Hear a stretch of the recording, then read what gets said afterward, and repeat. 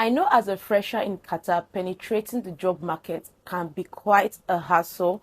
This video is here to guide you on how to get a job with little or no experience. And I've seen that maybe you might be having this confusion of GCC experience. GCC experience means if you have worked in the Gulf region before, it's going to enable you to get a job faster. But in this video, I'm just going to be telling you like the basics that you need to know for you to be able to get a job faster here in Qatar without a GCC experience. And if this video sounds interesting to you, kindly keep on watching to the end. Do not miss out on any points. Hello beautiful people, welcome back to my channel. It's your girl Shioma. If you're just seeing this pretty face for the first time, it is good to have you here. On this channel I share anything and everything relating to Qatar, and you might want to consider joining the family. It's awesome here. Now let's get right into our video for today. The first point on the list is build a social network.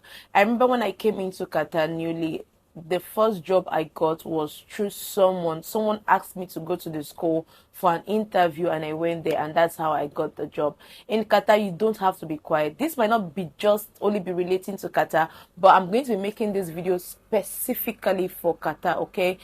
You don't have to be quiet. Talk to strangers in the buses, in the metro, in the train. Talk to people that I am new to Qatar. I'm actually looking for a job in any field at all. And you can ask as well. Tell them the field that you are looking for a job in. And also Facebook groups is also there to help. Please don't be quiet, because if you're quiet, maybe the person that is sitting next to you maybe is a recruiter and you don't even know. Just talk to them, be friendly. And also LinkedIn also play a major role. I haven't gotten a job through LinkedIn before, but there are lots of testimonies that yes, they met recruiters through there, because most of these recruiters you might not be able to meet them in person, but through social media you might be able to meet these people. That's why you have to like create a strong social media presence.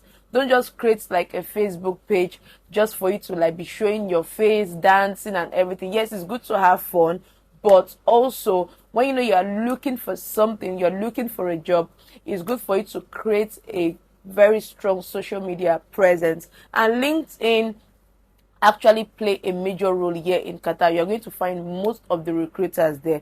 Please don't be quiet. And also you can be part of volunteering programs, like for example this Qatar Expo that is coming up very soon. Don't just only think about the money, because I know that a lot of people pulled out when they said they were not going to like be making, they were not going to be paying. Okay, don't just pull out that way, because through this volunteering program you can meet people of influence that will be able to take it to the next level. So any volunteering program at home, I think this one has already come to an end. The Doha Expo has come to an end. There are other ones that will be coming up, maybe like the Asian Cup, but we're going to be having next year. Volunteering program will be coming up. If I should get any information about that, definitely I'm going to be posting it on my channel. So join this program. There's some kind of just create a network. There's kind of events that is going to be happening. Some of these events, they are free. You can decide to go there. Just spray a nice perfume, put on nice clothes, go there, talk to people. Okay, don't be quiet. When you are quiet in Qatar, information will just pass your nose and you will not know. So the next on the list is concentrate on the employer needs. Okay, when you do this, understanding the qualities that an employer seeks in a candidate is a very sensible strategy for you to get a job in Qatar with no experience. And this means like you going to go and read the job description. Don't just send your CV like one CV fits all. Don't just keep on sending your CV to every employer without trying to like know what they are looking for. By the time you read the job description, you know the abilities they are looking for, you know the skills they are looking for, and you are able to pinpoint that. Then you can add that to your CV so that at least what they are looking for is also similar to what your CV is giving them. The next one is for you to locate and confirm a prospective employers. Take out time to do research. There are lots of cheap scams now that is going all around Qatar. Always try as much as possible, make your research about the employer that you are going to. do a detailed, a thorough, I'll keep on saying this, do a thorough research. Take out time. No, there is no effort here that is wasted, because at the end of the day, you just keep on sending your CV and you're not getting callbacks. Okay, you can check online for you to know if these employers, if they're real. You can as well check online, ask groups about these employers, and maybe if they usually hold people's salary. Okay, ask these questions. Don't just like send your CV randomly. And again, you can as well, if you know their location, you can as well go there. Maybe when you submit online, you can as well go and try if you can actually submit in person. These things actually help you a lot. Do a research about the company. And when you do your research about the company, I think you're going to have upper hand during the interview process, because you're not just going there like a novice. Like when they're asking people questions and you're like, you don't know. It's better for you, like when you go for an interview, it's better for you to do the talking, that they'll tell you that it's okay, than for them to be asking you questions. You know, when you're doing the talking, they are like, okay, they're just like in the listening part, and they'll say, oh yes, this person knows what he or she is actually looking for. But when you are just quiet, you are waiting for them to ask you questions, they'll keep on bombarding you with lots of questions, and some of these questions you might not be able to answer them. While the next one is create a CV that is unique. I am not an expert in creating CVs. That's why I haven't come on here to come and tell you like how to create Qatar CV. I believe that these things is based on research. If you research well, you know how to create CV. But I'll just like pinpoint some things that should be and should not be on your CV. Like I've seen, like if you go online and you search for Qatar CV, what you're going to be seeing mostly there is CV with with their faces on it.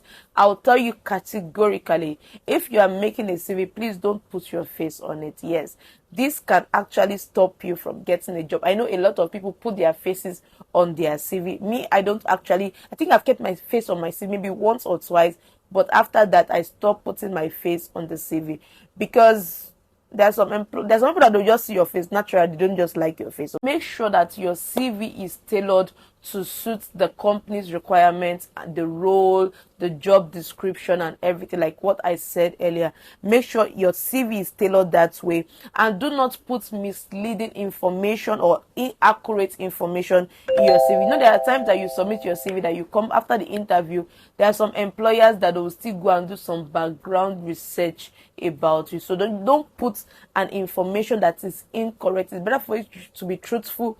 Anybody that wants to give you the job, they're going to give you the job regardless. So there's no need for you to like start putting some cheap lies that at the end of the day, the truth is going to finally come out. And also put relevant details in your CV. Don't put things that happened 20 years back. It is not needed. Don't put history. Nobody's ready to read your history. Everybody, they want like a concise information. Just go straight to the point, and also avoid too much colors. I have seen CVs that you see color, maybe here they're using blue, here they're using green. Here, no. If you know how to do your normal Word, Microsoft Word, you can make your CV. Avoid too much colors. Just make it simple and neat. Okay, because when you are making color CV, at the end of the day, the CV is just going to look tacky. You don't need that. Well, the next point is have an action plan. I actually invited a guest on the show, which is Shola. She spoke on how she was able to get a job in Qatar as a manager with no experience, with no prior experience. So I'm going to attach that video somewhere up here for you all to go and watch that video. That video is full of lots of information. So she spoke about action plan. That's why I'm bringing it back here, because I know some people have not watched that video. Action plan is very, very important, and that is where you making your research about that company comes in. Everyone is going to come in there with their CV. I'm going to go in there with my CV. Another person is going to go in there with their CV. Aside your CV, you have to stand unique. You have to be unique in whatever it is that you are doing. So when they are done asking you questions about your CV, you can just raise up your hands and tell them that, please, can I highlight more? I have an action plan for your company. If you should employ me, this is what I'm going to do. And also That's why that research comes very, very important. Know the strengths and the weaknesses of that company. Know their strengths, know their weaknesses. Tell them their strength, tell them their weaknesses, and in these their weaknesses, that this is what you are going to do to enable them to do better in these places. Because most of the time in Qatar here, they're not really concerned about your CV. I've said it severally on my channel. They are just about what can you offer, what can you bring to the table. They want you to speak. They're not ready to be reading your long CV. Even the 1 page, 2 pages is even too much for them. What they're after is one thing about your CV. Your CV is going to allow you make it to the interview, but that your CV is not going to guarantee you the job. But the action plan is going to enable you to get the job. Do you get it? CV takes you to the interview, but action plan help you get the job. So try as much as possible to make your action plan always ready. If you can type it for them to know that yes, you are really ready for the job, you are really ready for the position, because no one is going to hire a liability. Everyone needs an asset. And when they know that you are an asset to that company, they'll be able to hire you regardless if you have experience or not. And it's good, because if you have experience from your country, definitely that experience might not really be used here in Qatar. You can make research about the working system in Qatar and look for a way for you to impute that your experience that you have in that field. While the next one is your work visa, Qatar work visa. Yes, you cannot work in Qatar without a work visa, and that work visa, you are going to have a residence permit. Okay, so if you are on tourist visa, I've seen a lot of people reach out to me that they are on hire card and they want to get a job, and I'll tell them no, it is not possible. There's some people that have been lucky with it, but let us just face reality. You need your Qatar's work visa. While the next one on the list is climb the ladder step by step. I'll keep on saying this. People I've spoken to privately, I have told them that you don't need to rush. Yeah, there are some people that when they come into Qatar, the next thing they are getting their dream job, and not everybody is as lucky as that. If you find yourself in a position that you need to climb step by step, please be comfortable climbing step by step. Don't be in a hurry. That's why you all need to go and watch that video I did with Adeshola Konka. She spoke about her climbing. She said as an as a secretary, as an assistant, administrative assistant, and today she's a manager. So you all need to go and watch that video. Do not compare yourself to anybody. Everybody has their own journey. Even me, I am not yet in the position I want to actually be, but I'm just taking it one step at a time. Don't look at anybody's journey. Be much more concentrated in your own journey. While the most important thing I see in Qatar is for you to penetrate the job market. That's the first thing. Once you penetrate the job market, it's going to be easier for you to get other jobs. While the bonus tip I'm going to be telling you all as a newcomer in Qatar is do not transfer your sponsorship just yet. A lot of employers might want to exploit you that you need to transfer your sponsorship under them and they'll be paying you peanut salary. Please don't. Note, if you are transferring your sponsorship under them, they have a say about you. Everything that you're going to be doing is just wired around your sponsors, and they're going to give you a contract that you need to sign, and most times you need to fulfill that contract, and when you're about to leave the company, it might be a big issue for you. And the crazy part is when you just finish signing that contract, that is when all these big jobs, good jobs will be coming up for you. So if as a newcomer you are getting a job, try to convince them you should give them NOC. That's the non-objection certificate. Okay, give them at least NOC. At least work with them for 6 months to check if this company you'll be willing to transfer under them or not. But if it's a big company like Qatar Gas, Qatar Petroleum, all these big companies in Qatar, and they are asking you to transfer to them, and you make your research and the salary is okay, yes, you can transfer.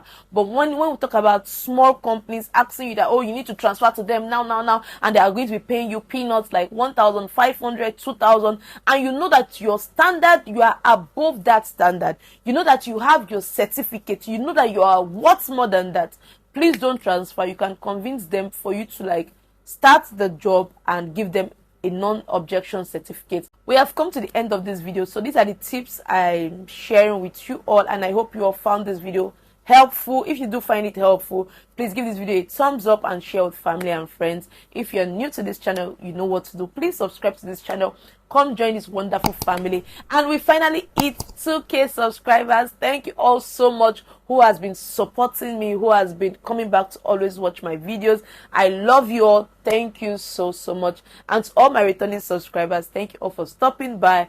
Thank you all for always coming back to watch my videos. See you all in the next one, but always remember to love yourself. Bye.